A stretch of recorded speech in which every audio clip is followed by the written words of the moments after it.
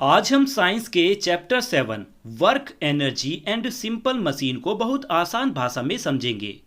इस चैप्टर में हम जानेंगे कि वर्क एनर्जी पावर और सिंपल मशीन्स क्या होती हैं और ये हमारी डेली लाइफ में कैसे काम करती हैं। साथ ही हम यह भी जानेंगे कि कोई काम करने के लिए एनर्जी की क्यों ज़रूरत होती है और मशीन्स हमारी मदद कैसे करती हैं। लिखा है इसमें कि चैप्टर 4 और चैप्टर 6 में आपने सीखा था कि फोर्स किसी ऑब्जेक्ट की मोशन को कैसे बदलता है। आपने यह भी सीखा था कि काइनेमेटिक इक्वेशन और न्यूटन्स लॉ का इस्तेमाल करके मोशन का एनालाइज किया जा सकता है, यानी मोशन के बारे में समझा जा सकता है। लेकिन जब फोर्स समय के साथ बदलता रहता है या किसी ऑब्जेक्ट पर कई तरह की फोर्सेस एक साथ लगते हैं, तब न्यूटन्स लॉ और इक्वेशंस का सीधे इस्तेमाल करना मुश्किल हो जाता है। तो क्वेश्चन ये है कि क्या ऐसी परिस्थितियों को समझने का कोई और आसान और प्रभावशाली तरीका है। इसी क्वेश्चन का जवाब हमें इस चैप्टर में मिलेगा। इस चैप्टर में आप वर्क, एनर्जी और पावर के बारे में सीखेंगे। ये कॉन्सेप्ट्स हमें मोशन और ऑब्जेक्ट्स के बीच होने वाले इंटरेक्शंस को और ज़्यादा आसानी से समझने में मदद करेंगे। आप सिंपल मशीन के बारे में भी पढ़ेंगे। ये ऐसी मशीनें होती हैं जो हमारे काम को आसान बनाती हैं और कम एफर्ट में काम पूरा करने में मदद करती हैं, जैसे रैंप, पुली, लीवर, व्हील और एक्सल। ये सिंपल मशीन की कई बड़ी और रोजमर्रा में इस्तेमाल होने वाली मशीन की बिल्डिंग ब्लॉक्स हैं, यानी सभी जटिल मशीनें, बड़ी बड़ी मशीनें इन्हीं छोटी छोटी मशीनों को मिलाकर बनती हैं। एनर्जी वह कैपेसिटी है, यानी वह क्षमता है जिसके द्वारा कोई काम किया जा सकता है। एनर्जी इस चैप्टर के सभी कॉन्सेप्ट्स का सबसे इंपॉर्टेंट हिस्सा है। हमारी लगभग हर डेली लाइफ में एनर्जी की जरूरत होती है।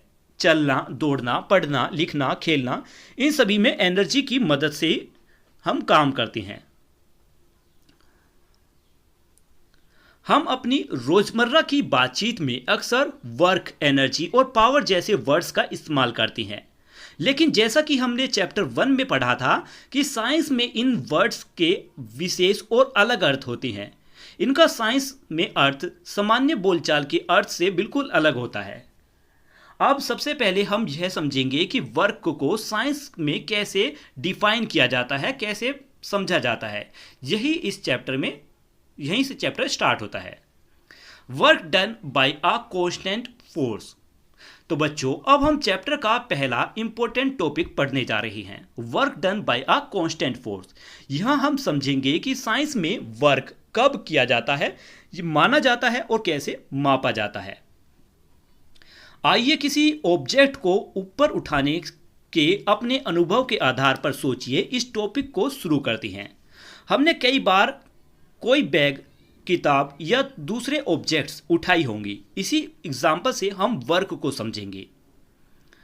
मान लीजिए कि 5 kg मास का एक गेहूं का बोरा जमीन पर रखा है। इस बोरे पर पृथ्वी का ग्रेविटेशनल फोर्स नीचे की ओर लग रहा है। यह फोर्स mg के बराबर, तो यहाँ पे मास इंटू ग्रेविटी है। यहाँ m के मतलब है मास और g for acceleration due to gravity. यदि आपको इस बोरे को धीरे धीरे 1 मीटर की ऊंचाई तक उठाना है, तो आपको ऊपर की ओर mg के बराबर फोर्स लगाना होगा। आपके द्वारा लगाया गया फोर्स ऊपर की ओर है, बोरे में 1 मीटर ऊपर जाता है, यानी फोर्स और डिस्प्लेसमेंट दोनों एक ही डायरेक्शन में है। साधारण भाषा में हम कहें कि आपने कोई काम किया है। यदि आप ऐसे ही 3 बोरे एक साथ करके एक समान ऊंचाई तक उठाते हैं, तो आपको एक बोरे की तुलना में 3 गुना ज़्यादा वर्क करना पड़ेगा। यदि मशीन इन्हीं बोरे को उठाती है, तो 3 बोरे उठाने के लिए उसे लगभग 3 गुना ज़्यादा फ्यूल चाहिए होगा। अब मान लीजिए कि आप तीनों बोरों को एक साथ उठाते हो। अब आपको एक बोरे की तुलना में 3 गुना ज़्यादा फोर्स लगाना होगा, क्योंकि आपने वही काम किया है जो पहले 3 बोरों में को उठाकर किया था। इसीलिए कुल वर्क फिर से 3 टाइम्स वर्क होगा। इससे पता चलता है कि यदि दूरी समान रही और फोर्स बढ़ जाए, तो क्या किया गया वर्क भी उसकी प्रोपोर्शनल में बढ़ जाता है। अब केवल एक बोरा उठाइए, लेकिन इस बार 1 मीटर नहीं बल्कि 3 मीटर की ऊंचाई तक।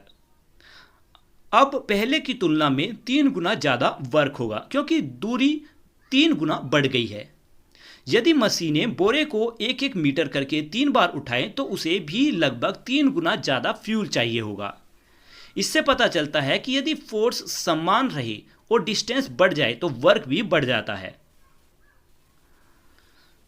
तो ऊपर के एग्जाम्पल से हमें 2 बातें पता चलती हैं कि फोर्स बढ़ाने से वर्क बढ़ता है, डिस्टेंस डिस्प्लेसमेंट बढ़ने से भी वर्क बढ़ता है। नेक्स्ट है scientific definition of work. The scientific definition of work done bye a force is based on the above observation. कि साइंस में वर्क की परिभाषा इन्हीं एग्जाम्पल के आधार पर बनाई गई है।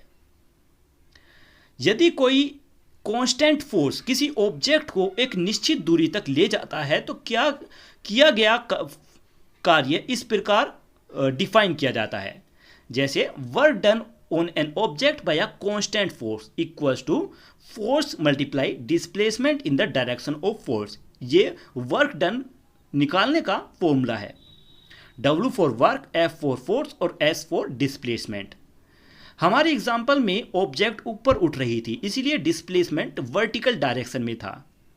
लेकिन यह फॉर्मूला केवल ऊपर नीचे की स्पीड के लिए नहीं है। यदि फोर्स और डिस्प्लेसमेंट किसी भी डायरेक्शन में हो तब भी यही फॉर्मूला लगेगा। फिर है वर्टिकल मोशन। यदि ऑब्जेक्ट को ऊपर उठाया जाए तो फोर्स और डिस्प्लेसमेंट भी वही रहेगा, मतलब फॉर्मूला वही सेम लगेगा। मान लीजिए किसी ऑब्जेक्ट पर फोर्स लगाया जा रहा है F, एक कांस्टेंट फोर्स, और वह उसी डायरेक्शन में S दूरी तक चलती है।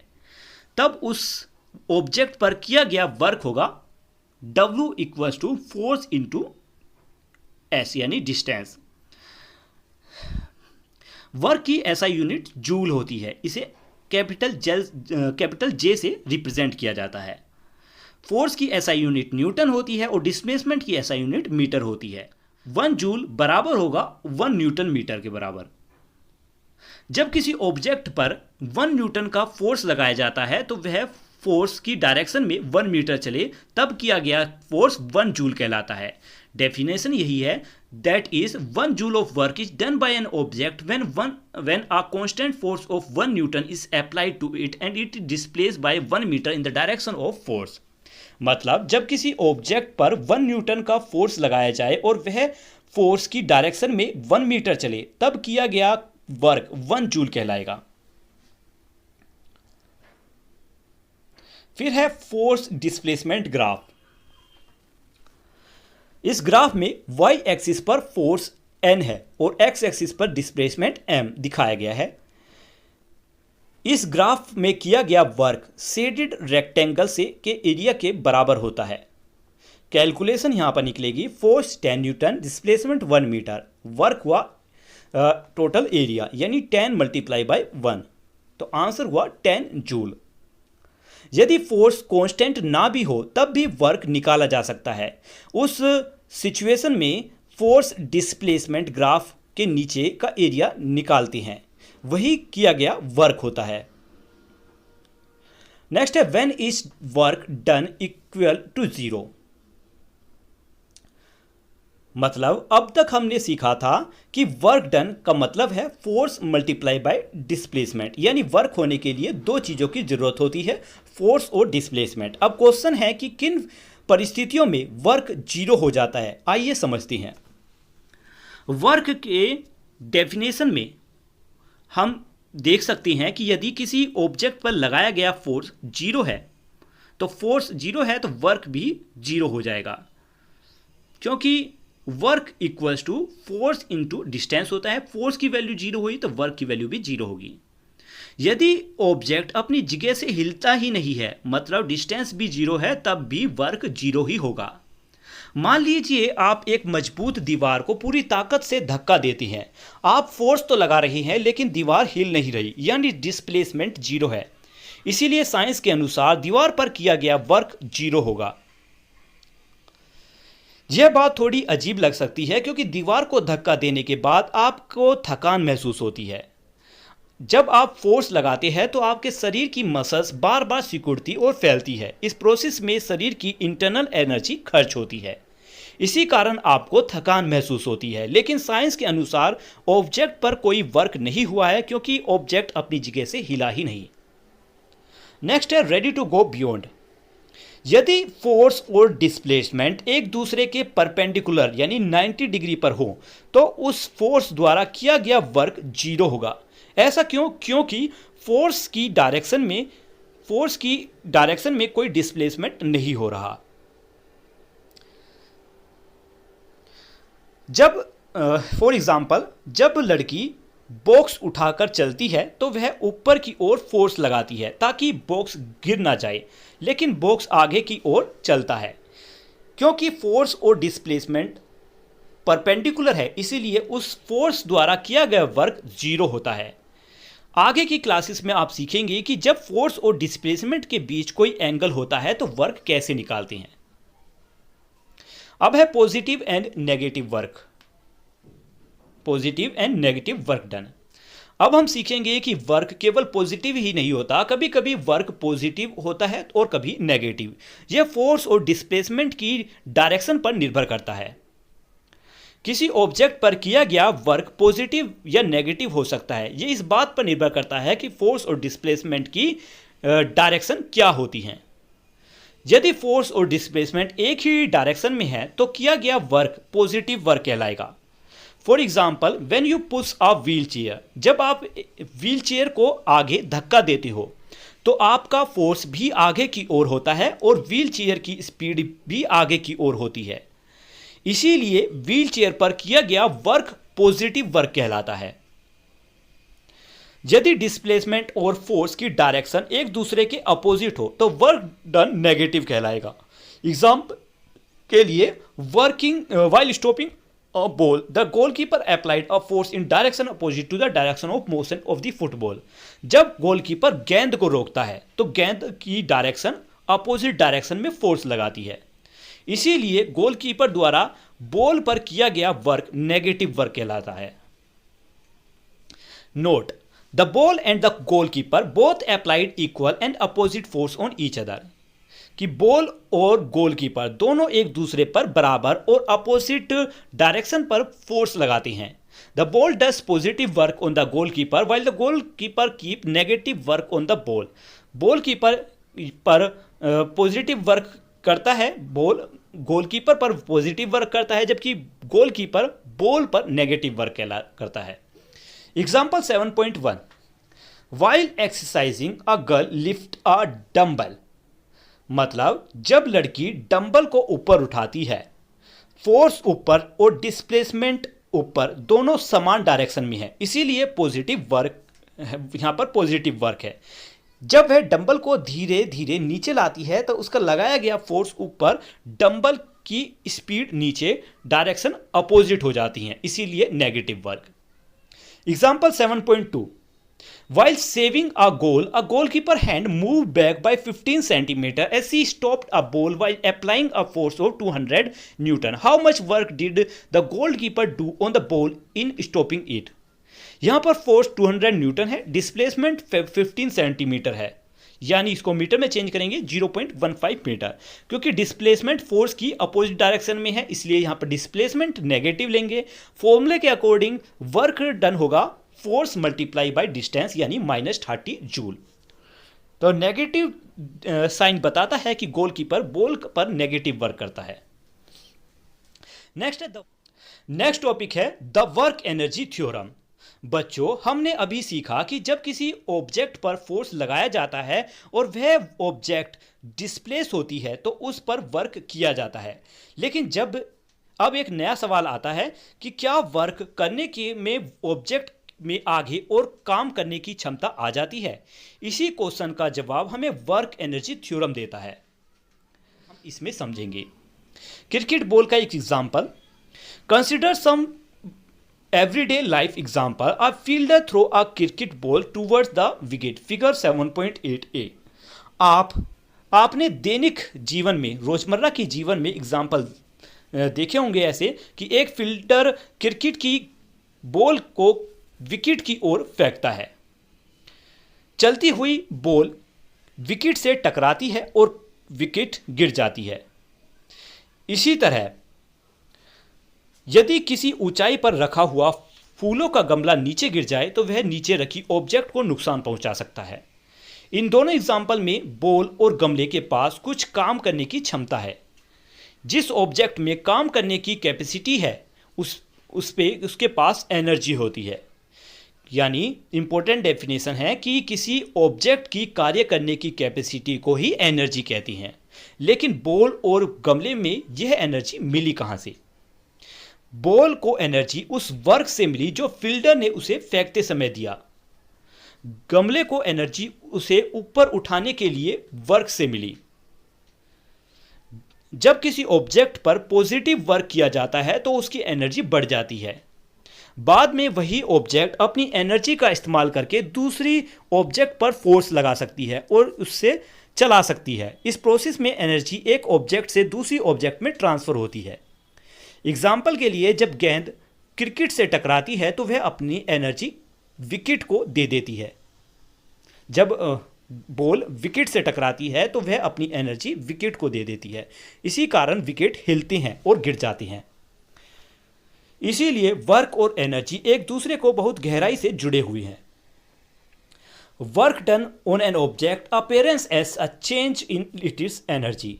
किसी ऑब्जेक्ट पर किया गया वर्क उसकी एनर्जी में परिवर्तन के रूप में दिखाई देता है। वर्क और एनर्जी में होने वाले परिवर्तन के बीच के संबंध को वर्क एनर्जी थ्योरम कहती हैं।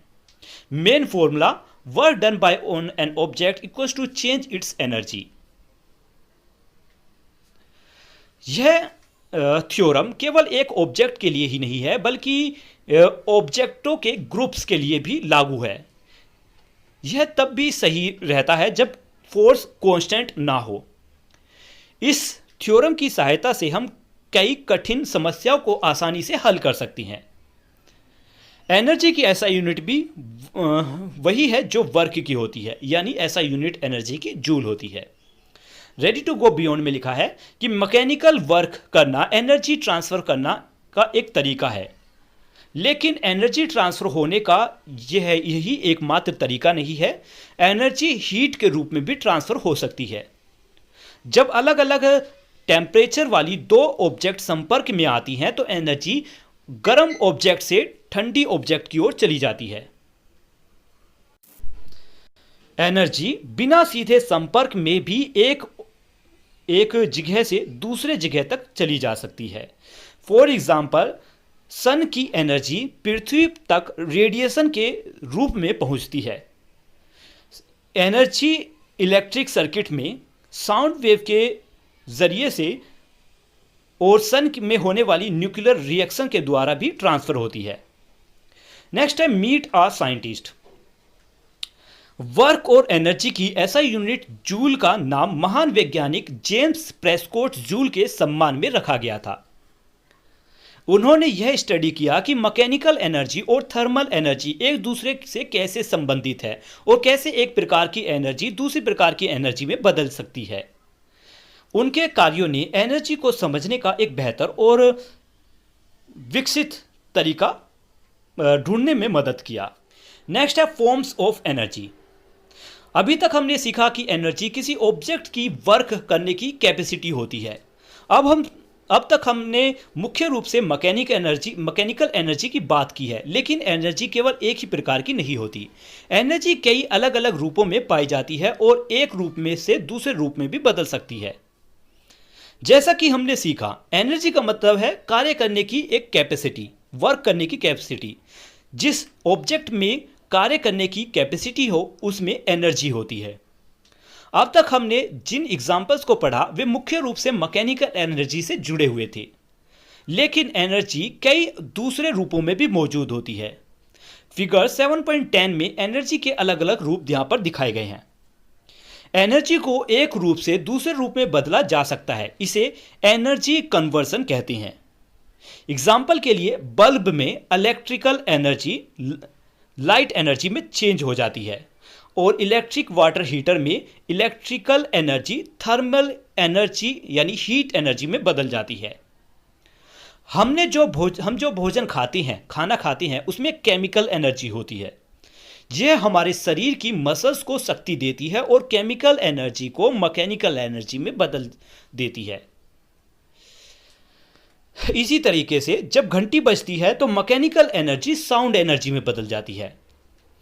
इन सभी रूपों में से अब हम मैकेनिकल एनर्जी को और विस्तार से पढ़ेंगे, क्योंकि इसका सीधा संबंध फोर्स और मोशन से भी है।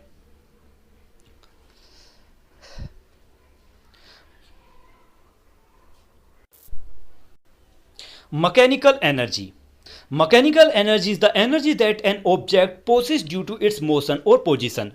यानी किसी ऑब्जेक्ट की मोशन या पोजीशन के कारण जो एनर्जी होती है उसे मैकेनिकल एनर्जी कहती हैं। अब हम वर्क की सहायता से मैकेनिकल एनर्जी को समझने और मापने की कोशिश करेंगे। फर्स्ट है kinetic energy. The energy posted by an object due to its motion is called kinetic energy. यानी किसी ऑब्जेक्ट की स्पीड के कारण, ऑब्जेक्ट के मोशन के कारण उसमें जो ऊर्जा आती है, जो एनर्जी आती है, उसे काइनेटिक एनर्जी कहती हैं। मतलब काइनेटिक एनर्जी इस मोशन के कारण प्राप्त होने वाली एनर्जी होती है। सभी चलने वाली ऑब्जेक्ट्स में काइनेटिक एनर्जी होती है, जैसे चलती हुई साइकिल, लुढ़कती हुई बॉल, दौड़ती हुई कार। ये सब काइनेटिक एनर्जी के एग्जाम्पल हैं। अब क्वेश्चन ये है कि how much is the energy possessed by an object by virtue of its motion, कि किसी ऑब्जेक्ट की मोशन के कारण उसमें कितनी एनर्जी होती है। It is common to define an object that does not move to have zero kinetic energy. यदि कोई ऑब्जेक्ट स्थिर है और बिल्कुल नहीं चल रही तो उसकी काइनेटिक एनर्जी जीरो मानी जाती है। मान लीजिए कोई ऑब्जेक्ट शुरू में रेस्ट पर है, बिल्कुल स्थिर है, अपनी जगह से हिल नहीं रही, फिर उस पर एफ फोर्स लगाया जाता है और वह चलने लगती है। वर्क एनर्जी थ्योरम के अनुसार फोर्स द्वारा किया गया वर्क इक्वल्स टू ऑब्जेक्ट द्वारा प्राप्त एनर्जी, और यहाँ प्राप्त एनर्जी काइनेटिक एनर्जी है। मतलब वर्क एनर्जी थ्योरम के अनुसार जो फोर्स वर्क करने के लिए लगाया जा रहा है वो बराबर होगा उस एनर्जी के जो ऑब्जेक्ट को मिली है, और यहाँ जो एनर्जी मिली है वो काइनेटिक इक्वेशन है, काइनेटिक एनर्जी है।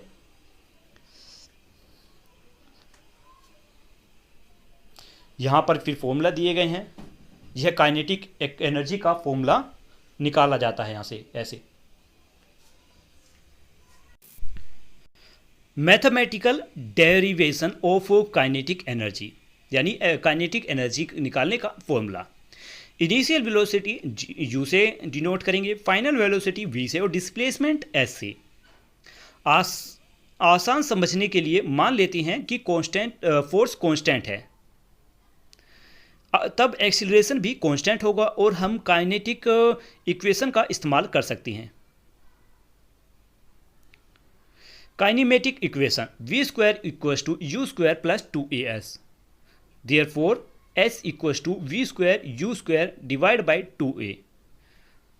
वर्क फॉर्मूला है force into distance. Newton second law का formula force equals to mass into acceleration, इसीलिए वर्क का फॉर्मूला एफ को रिप्लेस करने पर मास एक्सीलरेशन इंटू डिस्टेंस होगा।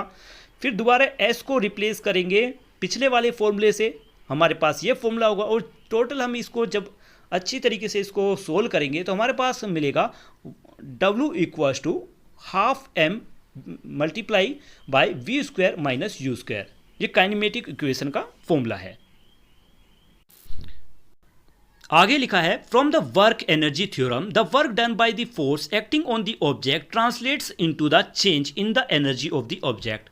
मतलब वर्क एनर्जी थ्योरम के अनुसार यह वर्क ऑब्जेक्ट की एनर्जी में परिवर्तन के बराबर होता है। इसीलिए इक्वेशन 7.5 ऑब्जेक्ट की एनर्जी में हुए परिवर्तन को दर्शाती है। यदि ऑब्जेक्ट शुरू में रेस्ट थी, मतलब u इक्वल्स टू 0, तो प्राप्त हुई एनर्जी उसकी फाइनल काइनेटिक एनर्जी के बराबर होगी। यानी काइनेटिक एनर्जी का फॉर्मूला होगा हाफ mv स्क्वायर। और SI unit of kinetic energy भी जूल होगा। काइनेटिक एनर्जी की कोई डायरेक्शन नहीं होती, यह एक स्केलर क्वांटिटी है। जब किसी ऑब्जेक्ट पर पॉजिटिव वर्क होता है और उसकी मोशन बढ़ती है, उसकी स्पीड बढ़ती है, तो उसकी काइनेटिक एनर्जी भी बढ़ती है।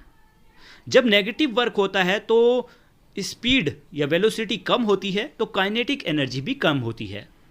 यदि कोई वर्क नहीं होता और वेलोसिटी भी नहीं बदलती, तो काइनेटिक एनर्जी भी कांस्टेंट रहती है। Next example 7.4। क्वेश्चन है, if the velocity of a vehicle double its magnitude, what will be its kinetic energy compare to its original value. Question हमें समझाता है कि वेलोसिटी बदलने पर काइनेटिक एनर्जी कितनी बदलती है। हम जानते हैं कि काइनेटिक एनर्जी का फॉर्मूला हाफ mv² है। यहाँ काइनेटिक एनर्जी वेलोसिटी के स्क्वायर पर निर्भर करती है। मान लीजिए कि व्हीकल की मैग्नीट्यूड m है और वेलोसिटी v। काइनेटिक एनर्जी हुई half mv²। New velocity double है, तो इसका आंसर होगा नई v की जगह हम 2v रखेंगे। 2v का स्क्वायर होगा 4v², और टोटल सॉल्यूशन करने पर हमें काइनेटिक एनर्जी की आंसर मिलेगा 4k।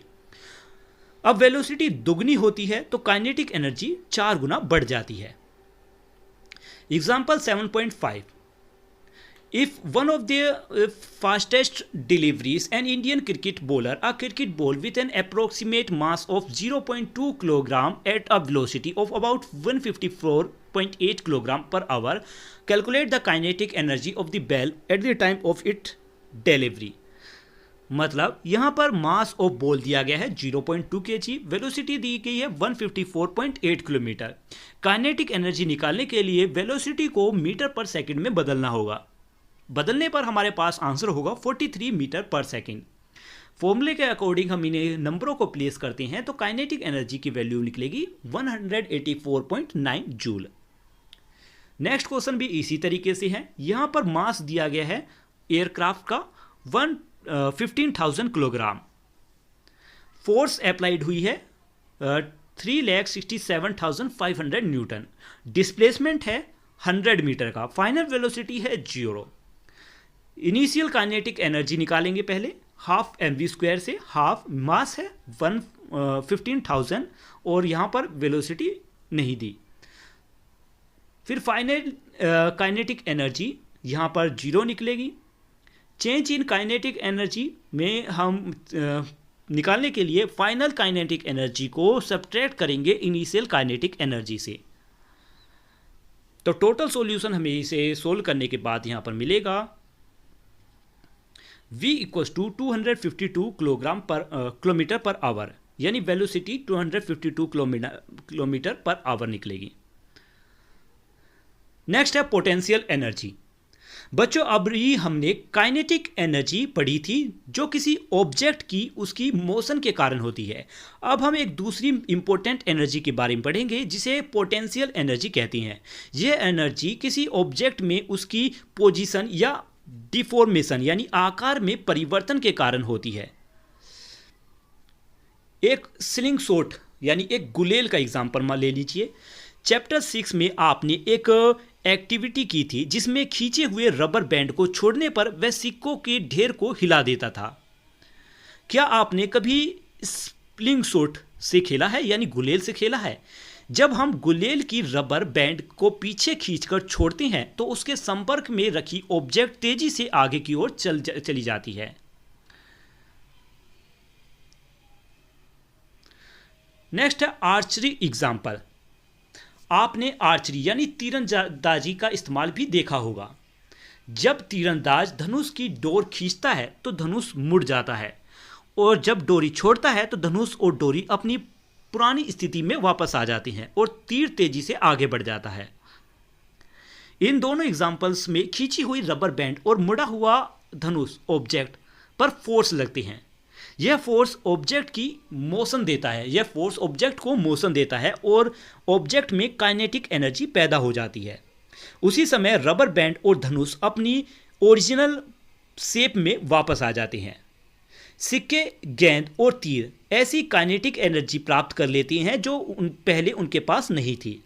यही एनर्जी खींची हुई रबर बैंड और मुड़े हुए धनुष से आई, क्योंकि उनके आकार में बदलाव हुआ और बदलाव होने के कारण उनके वर्क करने की क्षमता जमा हो गई थी। रबर बैंड और धनुष को खींचने में जो वर्क किया गया वह एनर्जी उनमें स्टोर हो गई। एक स्प्रिंग का एग्जाम्पल। इसी तरह जब हम स्प्रिंग को खींचते या दबाते हैं तो हम स्प्रिंग पर वर्क करते हैं और उसका आकार बदलते हैं। उस समय स्प्रिंग एनर्जी स्टोर कर लेती है और उसमें वर्क करने की कैपेसिटी आ जाती है। जब स्प्रिंग खींची या दबी हुई सिचुएशन में होती है तो उसकी एनर्जी उसके बदले हुए शेप के कारण होती है, और जब स्प्रिंग को छोड़ा जाता है तो वह अपनी ओरिजिनल पोजीशन में वापस आ जाती है, ओरिजिनल शेप में वापस आ जाती है। इस प्रोसेस में स्प्रिंग अपनी स्टोर्ड एनर्जी, यानी जब उसे दबाकर रखा गया था तो उसमें एनर्जी जो स्टोर हुई थी वो ऑब्जेक्ट को दूर धकेलने के लिए इस्तेमाल करती है, और वह एनर्जी ऑब्जेक्ट की काइनेटिक एनर्जी में बदल जाती है। Next, ready to go beyond में लिखा है, स्प्रिंग को दबाने या खींचने के लिए हमें एक्सटर्नल फोर्स लगाना पड़ता है। जब बाहरी फोर्स हटा दिया जाता है तो स्प्रिंग के अंदर मौजूद फोर्स उसे फिर से पहले जैसा बना देती है और इसी दौरान वह वर्क कर सकता है। इसी प्रकार किसी ऑब्जेक्ट के आकार में बदलाव होने पर उसमें एनर्जी स्टोर हो सकती है। मैग्नेट का एग्जाम्पल। एनर्जी केवल आकार बदलने से ही स्टोर नहीं होती, ऑब्जेक्ट की पोजीशन बदलने से भी स्टोर हो सकती है।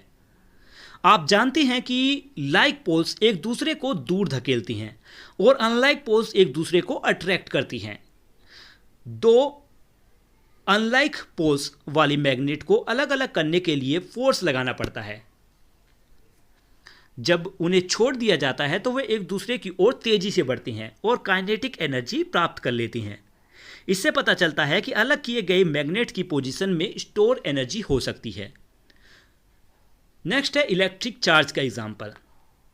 इन द सेम वे, यानी इसी तरह दूसरी दूरी पर रखे गए इलेक्ट्रिक चार्ज में भी स्टोर्ड एनर्जी होती है जो बाद में वर्क कर सकती है। फिर है अर्थ और बॉल एग्जांपल। अब पृथ्वी पर रखी हुई एक बॉल की इमेजिनेशन कीजिए। बॉल और पृथ्वी मिलकर एक सिस्टम बनाती हैं। पृथ्वी और बॉल एक दूसरे को अट्रैक्ट करती हैं। बॉल को ऊपर उठाने के लिए हमें ग्रेविटी के अपोजिट वर्क करना पड़ता है। जब बॉल को ऊंचाई पर उठाकर छोड़ दिया जाता है तो वह नीचे गिरती है और गिरते समय काइनेटिक एनर्जी प्राप्त करती है। इसीलिए पृथ्वी और बॉल की रिलेटिव पोजीशन के कारण एनर्जी स्टोर्ड होती है। जब more generally, whenever system of object interact through forces such as gravitational, electric or magnetic force, the system can store energy due to the relative position of the object. मतलब जब objects gravitational, electric या magnetic force से एक दूसरे से जुड़ी होती हैं तब उनकी पोजीशन के कारण एनर्जी स्टोर हो सकती है। फाइनल डेफिनेशन सुनिए। The energy store by an object as a result of its deformation or in system of object due to the their relative position is called the potential energy.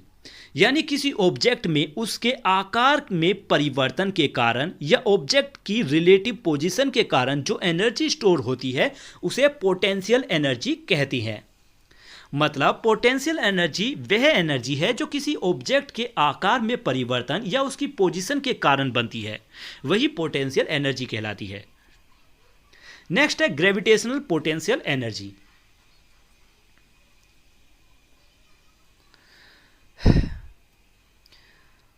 लिखा है इसमें potential energy कई तरीके से हो सकती है, लेकिन यहां हम सबके सामने एग्जाम्पल पढ़ेंगे। अर्थ, बॉल के सिस्टम की ग्रेविटेशन पोटेंशियल एनर्जी। अर्थ का मास बॉल की तुलना में बहुत ज़्यादा होता है, इसीलिए बॉल की ओर आकर्षित होने पर भी अर्थ लगभग नहीं हिलती। इसी कारण अर्थ बॉल सिस्टम में स्टोर एनर्जी को सामान्य बॉल की ग्रेविटेशनल पोटेंशियल एनर्जी कहा जाता है।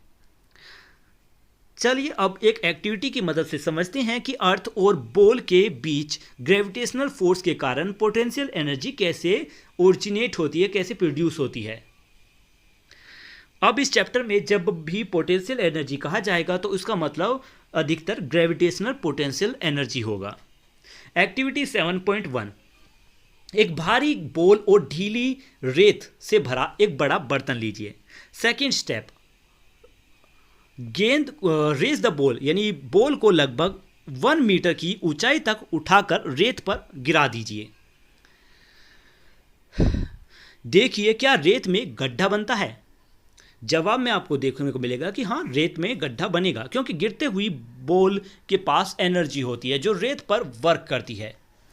अब बॉल पर 2 मीटर ऊंचाई तक उठाकर रेत के किसी दूसरे स्थान पर गिराइए ताकि दोनों गड्ढे एक दूसरे पर ना आए।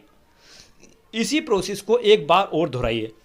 सभी गड्ढों की गहराई की तुलना कीजिए। देखिए कौन सा गड्ढा सबसे गहरा है और कौन सा गड्ढा सबसे कम है। आप पाएंगे कि सबसे ऊंचाई से गिराई गई गेंद सबसे ज़्यादा गड्ढा बनाती है। गेंद को जितना ऊंचाई तक उठाने के लिए वर्क करना पड़ता है, मतलब बॉल को ज़्यादा ऊंचाई तक उठाने के लिए ज़्यादा वर्क करना पड़ता है, इसीलिए ज़्यादा ऊंचाई पर गेंद के पास ज़्यादा एनर्जी होती है। जब बॉल ज़्यादा ऊंचाई से गिरती है तो उसकी एनर्जी रेत पर ज़्यादा वर्क करती है, इसलिए गड्ढा ज़्यादा बनता है। इससे स्पष्ट होता है कि जितनी ज़्यादा ऊंचाई होगी उतनी ही ज़्यादा पोटेंशियल एनर्जी प्रोड्यूस होगी। नेक्स्ट है derivation of gravitational potential energy. अब हम वर्क एनर्जी थ्योरम का इस्तेमाल करके पोटेंशियल एनर्जी का फॉर्मूला निकालेंगे। मान लीजिए m यानी मास की एक ऑब्जेक्ट जमीन पर रखी है। जमीन पर रखी ऑब्जेक्ट की पोटेंशियल एनर्जी को हम 0 यानी 0 मान लेते हैं। यदि ऑब्जेक्ट को h हाइट तक उठाना है तो हमें ऊपर की ओर ऐसा फोर्स लगाना होगा जो ग्रेविटेशनल फोर्स mg के बराबर हो।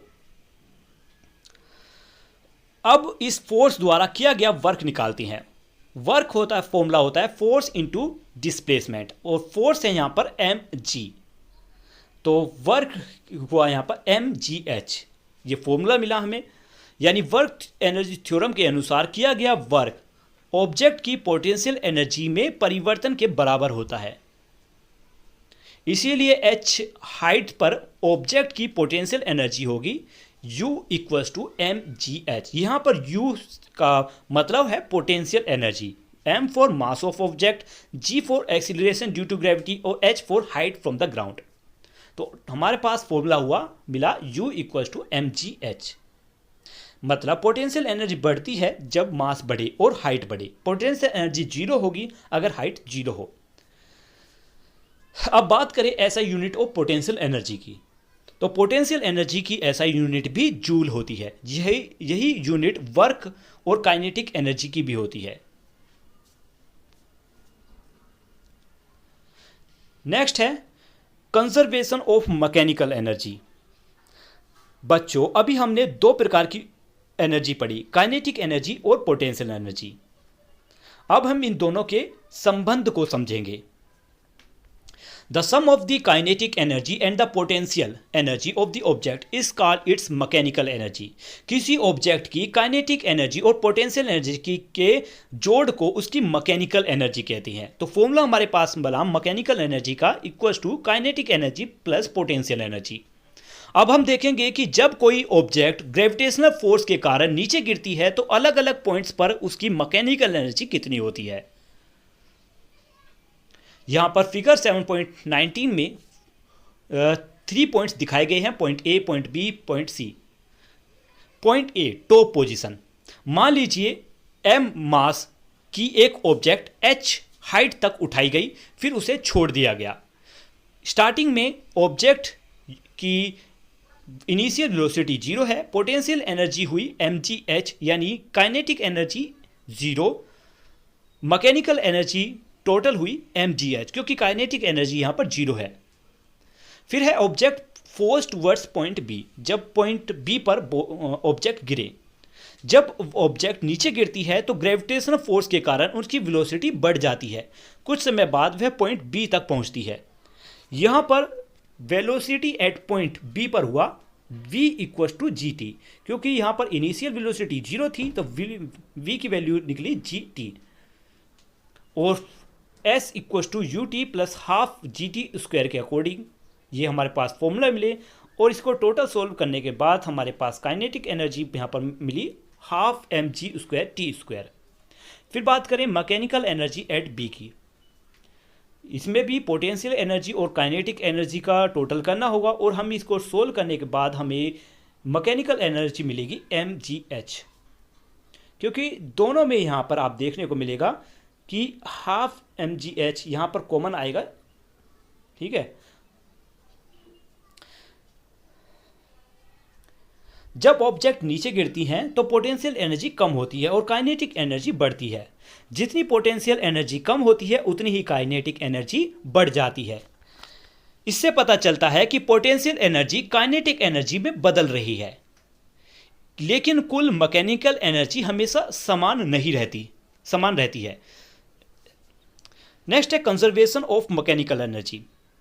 यदि किसी ऑब्जेक्ट पर केवल ग्रेविटी काम कर रही हो और कोई दूसरी एक्सटर्नल फोर्स ना लगे तो उसकी मैकेनिकल एनर्जी हमेशा स्थिर रहती है, यानी उसमें कोई चेंज नहीं होता।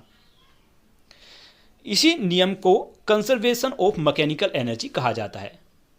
डेफिनेशन है कंजर्वेशन ऑफ मैकेनिकल एनर्जी, यदि किसी ऑब्जेक्ट पर कोई बाहरी फोर्स कार्य नहीं करता तो उसकी काइनेटिक एनर्जी और पोटेंशियल एनर्जी कांस्टेंट रहती है। Activity 7.2 step 1,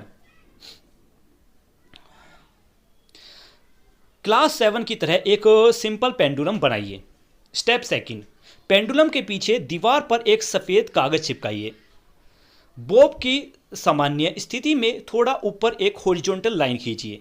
third step, bob के एक और पॉइंट पी पर तक ले जाइए और छोड़ दीजिए। पहले कुछ ऑसिलेशन को ध्यान से देखिए कि क्या बॉब दूसरी ओर जाकर लगभग उसी ऊंचाई तक पहुंचता है या नहीं।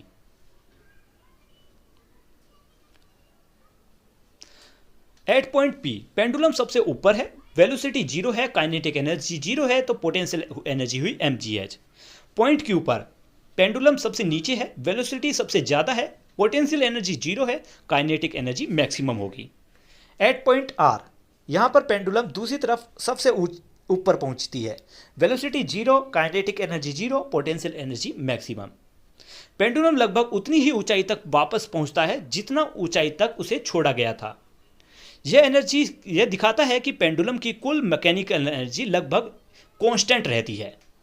वास्तविक जीवन में पेंडुलम धीरे धीरे रुक जाता है क्योंकि कुछ एनर्जी फ्रिक्शन और एयर रेजिस्टेंस के कारण नष्ट हो जाती है।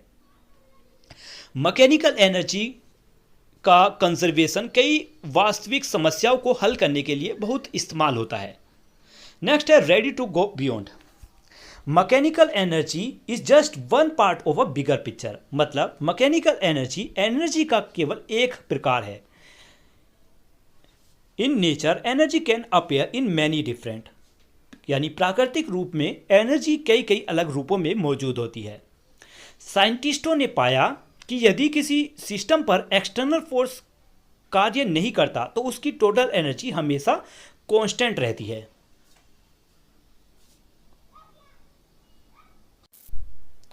तो आज की वीडियो हम यहीं पर तक कंप्लीट करते हैं। नेक्स्ट वीडियो में इस चैप्टर को पूरा कंप्लीट करेंगे। ये वीडियो आपको यहाँ तक कैसी लगी है इस बारे में कमेंट में लिखकर जरूर बताएं। मिलती हैं अगली वीडियो में, तब तक के लिए बाय बाय।